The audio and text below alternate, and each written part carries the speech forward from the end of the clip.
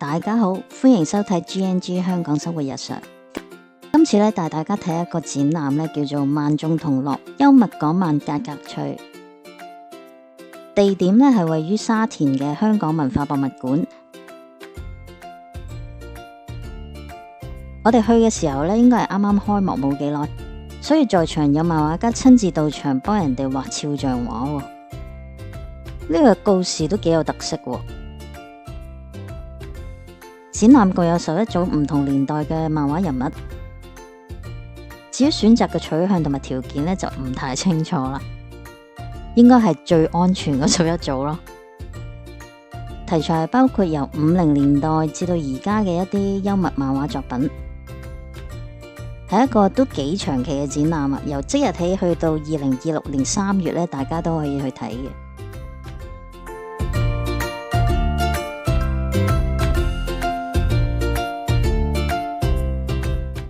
呢個係80、90年代嘅漫畫手稿，大前輩金少文喺度受訪喎。細個咧都有睇佢嘅漫畫，佢嘅作畫咧都幾有個人風格，同埋好搞笑啊！展品其實唔單止係畫家嘅作品，仲有影響住佢哋創作嘅一啲私人珍藏。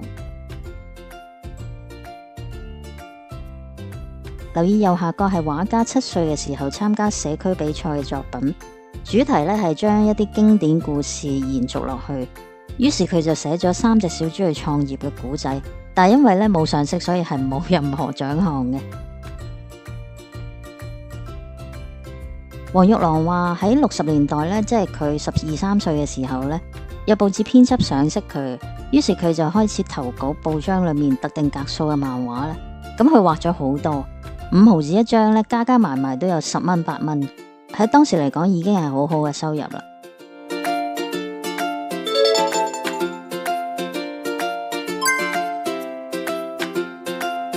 原本嘅默默其實係咁嘅樣嘅，應該好多人唔記得，甚至乎係未見過。呢個13點漫畫呢，而家睇起上嚟都仍然係好時尚、好華麗，難怪當時咁受女仔歡迎。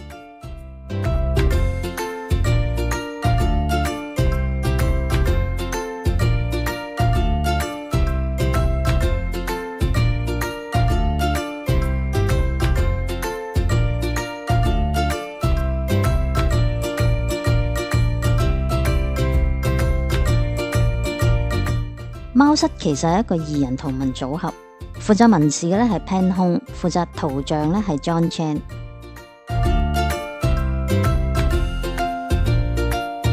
同默默一樣咧，冇乜人記得原本嘅叮當其實係咁嘅樣。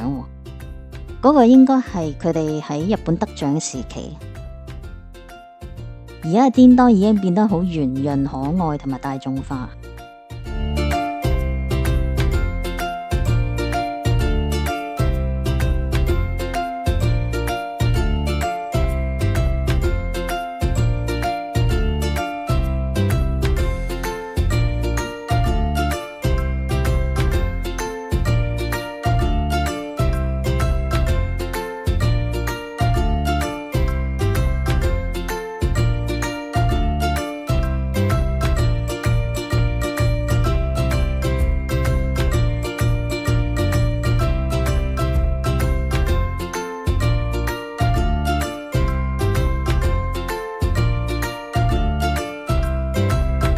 咦，竟然有古風嘅叮當公仔喎！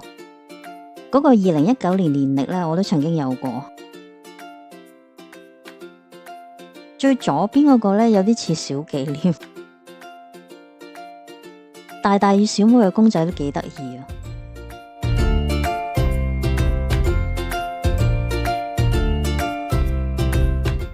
丁丁係因為迷路而從南極流落到香港嘅一隻企鵝。畫家江記原名係江康全，本身都係一個視覺藝術家，主打本地嘅科幻動漫。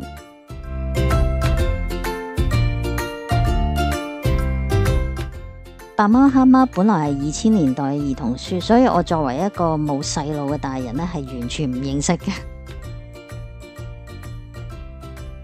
我喺度諗，影相嗰個人其實係咪上官小強嘅仔呢？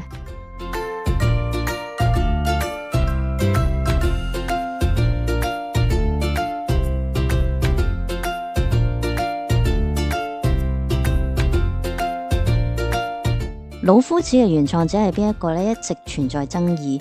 呢度介紹嘅畫家王澤呢，原名係王家禧，但係呢，喺民國時期有一個著名嘅漫畫家叫做彭第，佢係比王澤更加早推出老夫子，所以一直有人話王澤只係抄襲，同埋佢嘅版本係更為人熟知咁解啫。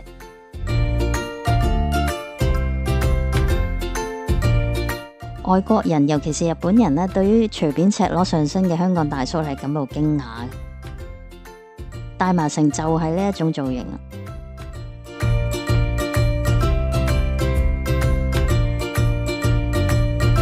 配合藍白間跳孖煙通同埋心形乳頭呢，係港產大叔嘅代表人物。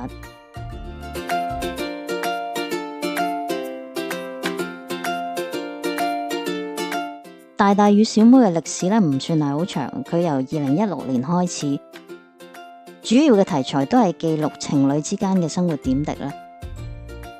曾經俾連登仔寵幸改成 H 漫，即係啲鹹濕漫畫啦。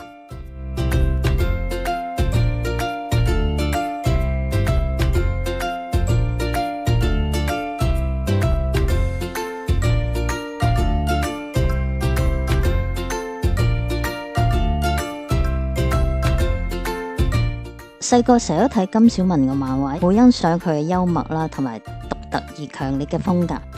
其實佢絕對係可以畫得出靚仔靚女嘅。哇，呢個好神似！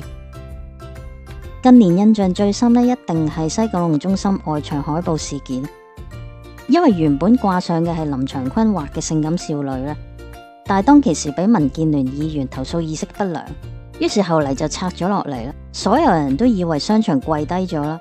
結果佢哋換翻上去嘅呢，就係金小文以一模一樣嘅衣着同埋動作重畫嘅一套海報，實在係靚抽。若果唔係金小文呢，我諗效果一定係減半。